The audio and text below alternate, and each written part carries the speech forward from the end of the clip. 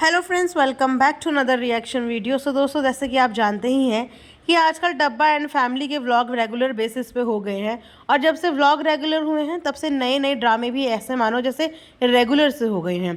तो अभी फिर से कुछ ऐसी बातें सुनने में आई हैं जिन बातों के बारे में मेरा नज़रिया और मेरा रिएक्शन देना बहुत ज़रूरी है, क्योंकि अगर हमने इन बातों पर रिएक्शन नहीं दिए और नहीं बताया तो ऑडियंस कंफ्यूज होगी, और मैं नहीं चाहती कि ऑडियंस किसी भी तरीके से कंफ्यूज हो या किसी भी गलतफहमी का शिकार हो।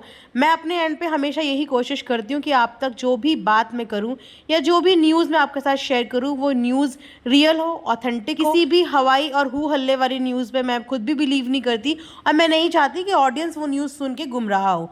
तो डब्बा के व्लॉग में, पिछले 2-3 दिन पुराने व्लॉग में एक कमेंट आया, जिस कमेंट को लेके काफ़ी ज़्यादा हू हल्ला वापस से यूट्यूब में मचने लगा। उस कमेंट पे कुछ इस तरीके का जिक्र किया हुआ था, आपने नोटिस किया होगा कि जब डब्बा मुंबई से मौधा पहुंची और जब व्लॉग वो पोस्ट कर रही थी, उन व्लॉग्स के बीच में काफ़ी ज़्यादा डिफरेंस, काफ़ी ज़्यादा गैप बीच में आ गया था। 4 दिन की व्लॉगिंग व्लॉग से बिल्कुल गायब थी। जो भी व्लॉग, जो भी क्लिप्स शूट की गई वो एट प्रेजेंट की ही थी। बीच के 3-4 दिन ऐसा क्या हुआ कि डब्बा ने फ़ोन ही नहीं उठाया या डब्बा ने कोई व्लॉग ही शूट नहीं किया।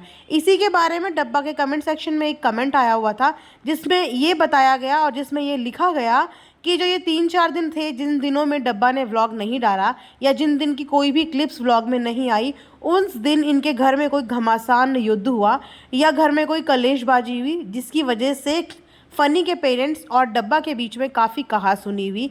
बात इतनी ज़्यादा बढ़ गई कि डब्बा के चीखने चिल्लाने की आवाज़ पड़ोसियों तक भी जा रही थी, और तो और डब्बा ने घर के भांडे बर्तन भी फेंक फेंक के मारे। ऐसा कुछ उस पोस्ट में लिखा हुआ था। तो पहले तो मुझे वो पोस्ट लिखने वाले का समझ में नहीं आता कि ऐसे कौन से लोग होते हैं जो कान लगा के किसी के घरों में बैठे होते हैं और उसके बाद आके यूट्यूब में कमेंट सेक्शन में आके लिख भी देते हैं। चलो ठीक है, लिख भी देते हो, कान लगा के बैठे भी होते हो, पर आप लोग तो डब्बा के व्लॉग देख ही रहे हो।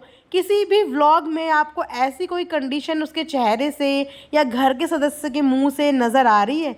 और रही बात डब्बा के इन-लॉज़ की, तो डब्बा के इन-लॉज़ हमेशा से ही उनके व्लॉग में काफ़ी कम आते हैं। अब ये बोलिए कि वो कैमरा फ्रेंडली नहीं है, या ये बोलिए कि वो थोड़ा प्राइवेट पर्सन है, किसी भी XYZ रीज़न से। लेकिन जो रीज़न यहाँ पे बताया गया है, कमेंट सेक्शन में इधर उधर भेजा जा रहा है, वो रीज़न इतना फ़नी है कि वाकई में ऐसा हो सकता है। मतलब ठीक है, वो प्रॉब्लमेटिक है, ठीक है वो चालू है, ठीक है वो डब्बा है, पर वो इतनी हू हल्ले वाली तो नहीं लगती कि घर के बर्तन ही उठा उठा के मारेगी।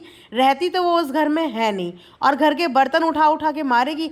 इनफैक्ट जो बंदा सोशल मीडिया से जुड़ा हुआ होता है उसको अपनी रेपुटेशन और अपनी इमेज की सबसे ज़्यादा परवाह होती है, क्योंकि वो जानता है कि उसकी कुछ भी ऐसी हरकत की वजह से सोशल मीडिया में 2 मिनट नहीं लगेंगे उसके पर्चे छपने में।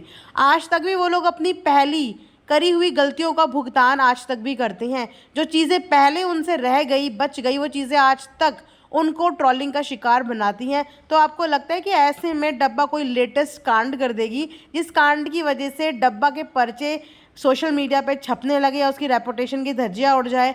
इतनी भी भोली डब्बा नहीं है। जैसे चालू वो है ही, तो वो ऐसा कुछ भी कारनामा नहीं करेगी जिसकी वजह से उसको ये डर हो कि पास पड़ोसों तक बात चली जाए या लोग उसकी इमेज पोर्ट्रे करने लग जाएं, क्योंकि उसे रहना उसी जगह पे है जहाँ पे लोग उससे मिलने भी आते हैं, और वो भी अक्सर घूमती है, लोगों के घर जाती भी है। तो खैर, ऐसी अफवाहों पे बिलीव मत कीजिए। मैं खुद भी सिर्फ उन्हीं चीज़ों में बिलीव करती हूँ जिन चीज़ों को मैं अपनी आंखों से देख रही हूँ या जिन चीज़ों को मैं सुनती हूँ। फिलहाल मैं व्लॉग पे रिएक्शन देती हूँ, तो रिएक्शन की प्रक्रिया आगे बढ़ाते हैं।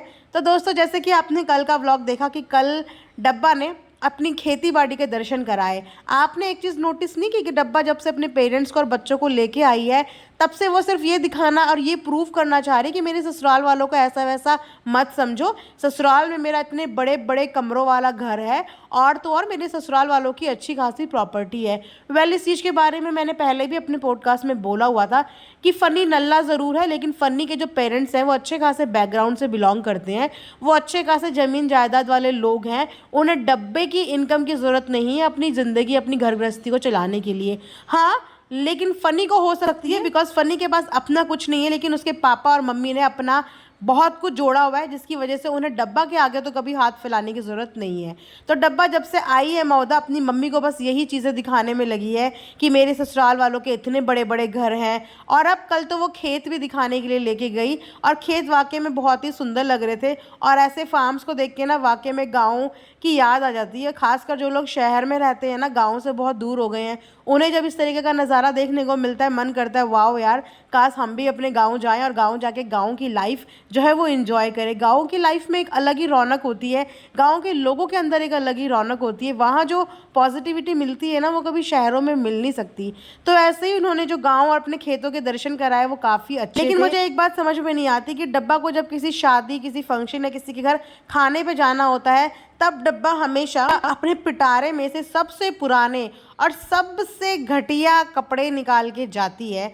और जब डब्बा को रैंडम कहीं घूमने फिरने जाना हो एवं ही, तो तब डब्बा ने ढंग के कपड़े पहने होते हैं। मतलब खेत वाली जगह में जाने के लिए डब्बा ने इतना लंबा चौड़ा सूट और इतना लंबा चौड़ा प्लाजो पहन के खेत में चली गई, और हमेशा की तरह अपने नीचे जूते। उनके जूतों को देख के तो लोगों ने भी अब उन्हें बोलना शुरू कर दिया कि डब्बा ये कौन सा ड्रेसिंग सेंस है यार, मतलब जब देखो तुम्हें कुछ नहीं मिलता तुम उठा के जूते पहन के चल देती हो, वो भी सूट के और प्लाजो के नीचे, वो भी इतना घेर वाला प्लाजो, उसके नीचे तुम जूते पहन के चल देती हो। मुंबई में भी इनके यही हाल है और गाँव में भी इनके यही हाल है। हालांकि उनके पास फ्लैट चप्पल्स का इतना भंडार है, आपको फ्लैट नहीं पहननी, आप घर की गाँव में जा रही हो, खेतों में जा रहे हो, कोई स्लीपर डाल लो अच्छा सा। लेकिन नहीं, डब्बा को भी वहाँ पे अपना एक फैशन सेंस दिखाना है। लगता है ये सारे फैशंस डब्बा ने अपनी भाभी से ही सीखे हैं कि भैया सूट पहनो, सूट के नीचे जूते डाल लो, मतलब कुछ भी ठीक है भैया, तुम्हारी भाभी ने ये चीज़ें पहनी होंगी क्योंकि वो एक सेट पे काम करती थी, वो टीवी सीरियल में काम करती थी, वहाँ नीचे का पोर्शन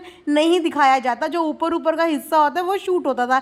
लेकिन आप तो ऊपर से लेकर नीचे तक अपने आप को दिखा देती हो। मतलब जोकर बनने की ना हद पार कर दी है डब्बा ने कि भैया मैं जोकर भी हूँ, डब्बा होने के साथ साथ अब मैं जोकर भी हूँ। तो जोकर वर्ड ट्रेंड में चल ही रहा है, तो डब्बा सोच रही होगी कि क्यों ना मैं भी इस ट्रेंड में पार्टिसिपेट कर लेती हूँ। खाना खाया, टाइम स्पेंड किया, तो सास के चेहरे से ऐसा कुछ भी नहीं लग रहा था कि इनके घर में कोई कलेश हुआ होगा।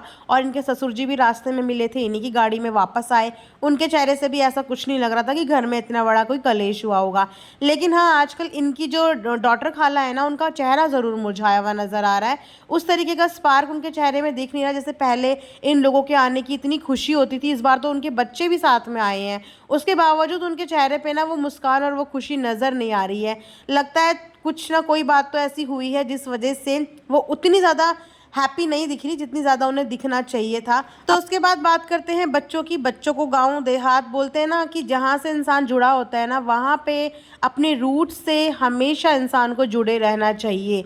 जो बच्चे जिस जगह से बिलोंग करते हैं उन बच्चों को मुंबई भेज दिया, और आज की डेट में सोचो कि वो बच्चे अपने हाथ से टैप से बोरिंग का पानी तक नहीं पी पा रहे हैं। मतलब कि ग्लास के बिना वो बच्चे हाथ से पानी भी नहीं पी पा रहे हैं, जबकि वो बच्चे उसी जगह से बिलोंग करते हैं, उनके पेरेंट्स अभी वही हैं, उनके माता पिता अभी वही हैं। मुझे लगता है कि ये थोड़ा सा गौर करने वाली चीज़ है, बिकॉज उन बच्चों को रेगुलर बेसिस पे लेके आते रहना चाहिए, ताकि वो जहाँ रहते हैं वहाँ के तरीके, वहाँ का खान पान, वहाँ का रहन सहन उन बच्चों को आना चाहिए। बिल्कुल मुंबईया बाबू वाली फीलिंग उन बच्चों के अंदर अगर बचपन से ही आ जाएगी ना, तो कल को उनको प्रॉब्लम होगी और परेशानी होगी। आपने टिहान को देखा होगा कि उससे बैठ के पानी तक नहीं पिया जा रहा था, और पानी को वो एक अजीब सी तरीके से देख रहा था, जैसे पता नहीं कौन सा गंदा पानी पिला रहे होंगे। ठीक है, आई अग्री कि हायर एजुकेशन के लिए या अच्छी शिक्षा के लिए बच्चों को लेके जाया जाता है अच्छे माहौल में, अच्छी स्कूलिंग में, लेकिन हम जिस जगह से बिलोंग करते हैं वो हमेशा हमारी रूट्स ही होती हैं।